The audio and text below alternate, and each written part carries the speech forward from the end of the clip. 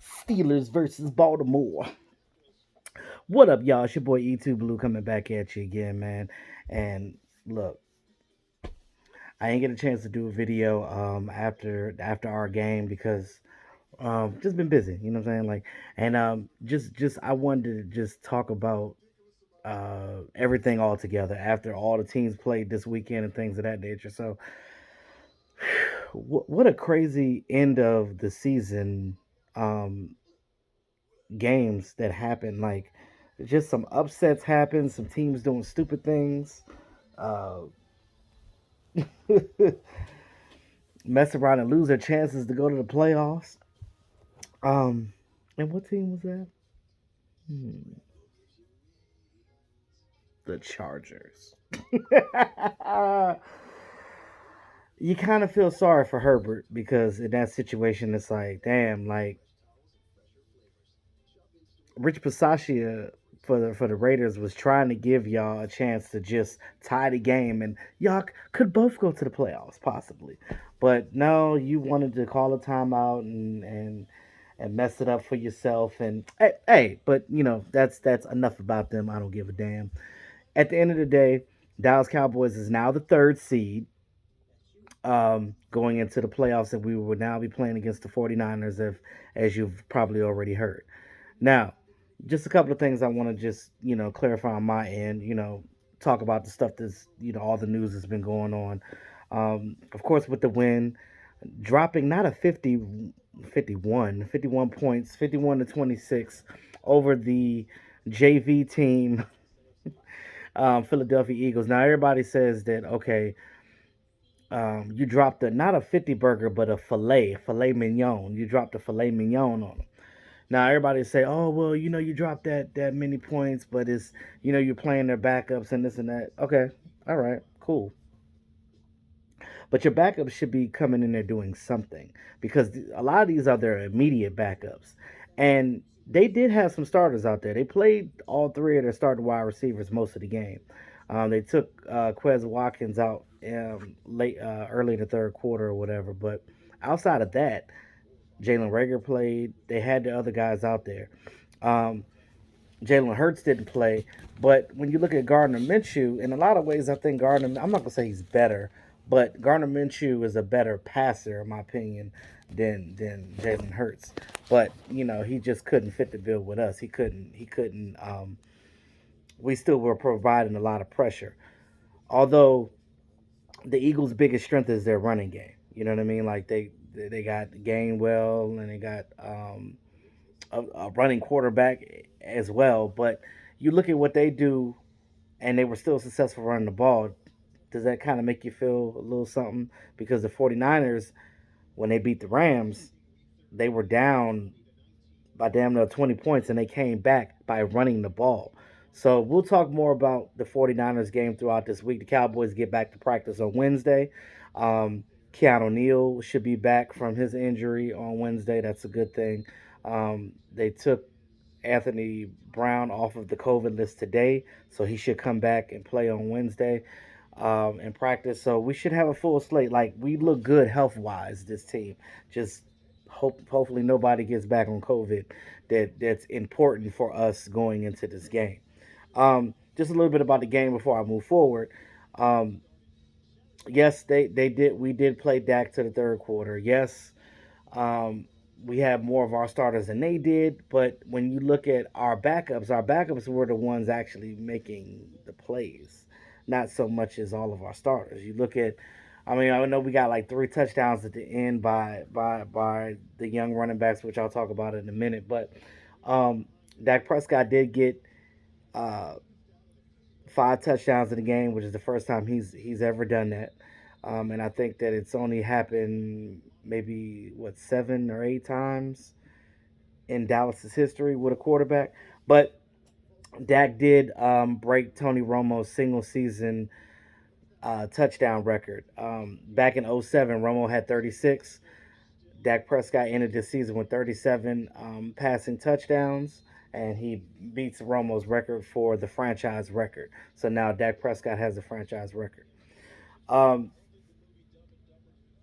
Cowboys come into this now 12-5 to end the season. The best record the Cowboys had since Dak's rookie year when we were 13-3, when we couldn't make it past the first game. Um, well, couldn't make it past the second game because we won the first game, but we lost the second game, Green Bay, and I just feel like we could have done more. You know, if Jason Garrett was, if we didn't have Jason Garrett, you know what I mean? Like Jason Garrett is a good coach in my opinion. He's a moderate coach, but he's not going to get you past the playoffs, right? Because that lame duck mentality that he has and that stubborn conservativeness that he has, it's not going to win you a championship. You look at Mike McCarthy. You can say what you want about Mike McCarthy, but Mike McCarthy now has 10 playoff appearances in his coaching career. He's made it to 4 NFC title games, and he has a Super Bowl. So when you look at that, I'm gonna hedge my bets on the coach that's been there before, that kind of knows what he's doing going into the playoffs. And I know a lot of people have um, their doubts about our team right now, which they're warranted because we ain't won nothing since '95. But at the end of the day, everything is shaping up for the Cowboys to do something this year. And I know we've said that before because we were the number one seed in 2016, but being a number three seed this year, um, kind of changes certain things too because you play against a 49ers team that you can beat, but you have to stop their run game. Their run game is really good. We have to make sure that our big boys in the middle, like Bohana and Gallimore and Odigizua, they have to clog and contain and stop those runs up the middle. We have to get better at that. Now, we're not crucially bad at it, but we can't. And I know with Micah playing, it's going to help too. Putting him back at linebacker is going to help on that second level as well. So I think that that's going to be a good chance for him to um, definitely stop their run, putting him back in linebacker with the full slate of guys that we have at the defensive line. But again, they're going to move Micah around just like they normally do. But you can definitely tell his absence when he's not on the field. Same thing with Trayvon Diggs. Although the young guys played well, even though it was their backups. But again, they did have some starting wide receivers out there. But the Eagles get Tampa Bay, and they might be one and done after that. Now, if the Cowboys get past the 49ers, um, they could go to Tampa Bay, or they could play the winner of the Rams Cardinals game. It just depends on how everything plays out. But this playoff weekend is going to be lit. It's You got to be excited about it, no matter what. I just pray that we don't be one and done because we did so much this season to try to eliminate those problems. And the fact that Dak Prescott had what people say a slump year, still making 34 passes with only 10 interceptions, that's not a bad year. That's not a bad year for a guy, especially for a guy that came off of a compound fracture in his damn ankle to come back and play. Some guys wouldn't even play football again after um, erroneous injuries like that. But you look at the game, like I said, the young guys scored touchdowns. Jaquan Hardy got a 22-yard scamper for a touchdown. Ito Smith, the guy that we got in free agency, he had a four-yard touchdown on his only reception. And then, of course, Corey Clement on a screen pass, a dump off pass from Dak Prescott, which gave Dak Prescott his 37th touchdown, actually. And then he rushed for 58 yards himself. And told you guys, Corey Clement coming back and playing against his old team was huge. You know what I'm saying? Like, him coming back playing against his old team. He won a Super Bowl with the Eagles in 2017. I told you guys about that, and he was the one that took the snap when they did the Philly special. So I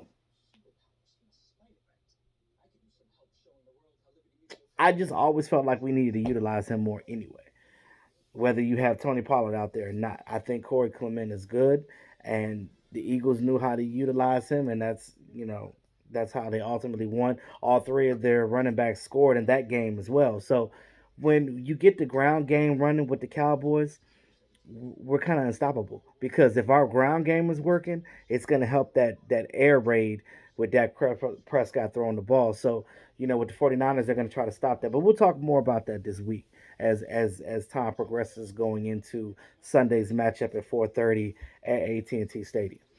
Um, bunch of teams that are not in the playoffs right now uh, fired a lot of their coaches. Now, I know the Giants didn't really fire anybody. I know their GM Gettleman, he retired. God, they should have just fired him. They need to get rid of Joe Judge too, but in my opinion. But the Jags got rid of their coaches, of course. Urban Meyer been gone, but you know about that. They got rid of some other people as well. Broncos got rid of Vic Fangio. Vikings got rid of Mike Zimmer. The Bears got rid of Matt Nagy. The Dolphins got rid of Flores, and and and I just thought that even with that last game, the Dolphins won. With that upset, like I just felt like, damn, did that not warrant him keeping his job? But I guess it just wasn't enough. Now, this is a time of year where a lot of coaches and assistants get fired, which is you hate to see it. You know what I mean? Because you don't want to see nobody unemployed. But with that being said, now all of these teams have been looking at our coaches, Kellen Moore and Dan Quinn. Now everybody keeps talking about, oh, Dan Quinn, we might lose Dan Quinn to Denver. We're not losing Dan Quinn to no damn Denver. Look at it like this. Let's use some common sense here. Vic Fangio is a defensive minded head coach. Hell, the Denver Broncos beat us because with him being a defensive minded coach, he knew what to do on defense and with their already defensive coordinator they had to beat us. But, you know, I guess if they had to play the Cowboys 5 times, maybe they would have been in the playoffs and maybe Vic Fangio wouldn't have lost his job. But let me put something in your ear real quick. Why would the Broncos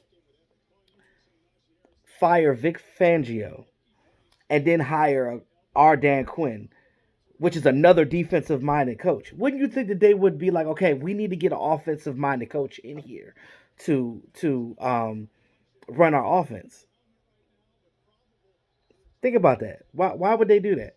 So yes, they can interview him all day, but Dan Quinn ain't going nowhere. First of all, I believe Dan Quinn just bought a house in Dallas, so you're not gonna spend 2 million on a home and then just not live in it. Um, he's happy with what he has here. I think it would be dumb for Dan Quinn to leave. Um, to go be a head coach for a team that don't have a quarterback. Why would you do that? So you can lose your job again when you have a strong chance here. You're doing well. That's like you leaving your job to get paid. Not saying to get paid less because you would get paid more, but the point I'm making is why would you leave a good situation for an unknown situation that doesn't look as good as the situation that you have here? Why would you leave that? Why would you leave that? He knows that he's a really good coordinator. Yeah, maybe he might want to be a head coach again later, but there will be other chances to do that because if you continue to be successful, people are always going to want you. Period. You do your job well, people are going to want you. That's just how that works. So, with that being said, I just think that he has no reason to go nowhere right now. He's got this defense buzzing. He took this defense from franchise hell to franchise almost best. So, we're almost like the Legion of Boom 2.0 at this point. So, why would he want to leave that? He's having fun here. The coaches here love him. The players here love him. So why leave that? So that's just where I'm at with that. I'm not worried about him leaving. Yes. Yes. Yes.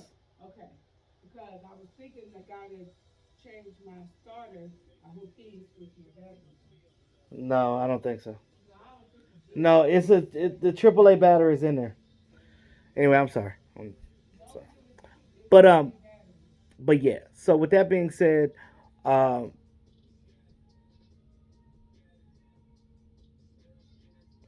I don't think we have to worry about losing him. Not right now, anyway. And we'll worry about the players in the off season because we know Randy Gregory is coming back. You don't spend you don't spend all that amount of time and effort into keeping a player around to just end up losing them in free agency. You don't do that. So, with that being said, y'all, let me know what you guys think in the comments section about the playoffs. Are you excited about us playing against the 49ers? I just feel like things are shaping up for the Cowboys to succeed here. The Cowboys just have to just get gritty and do what they need to do. Play well on defense and don't slump on offense. So I think we'll be fine. We got too many weapons on offense to not be able to score. I mean, we're the leading scoring team in the league right now. Keep that shit going in the playoffs. So with that being said, like, share, subscribe to the channel. It's your boy E2 Blue, always keeping it real. Y'all have a great Monday.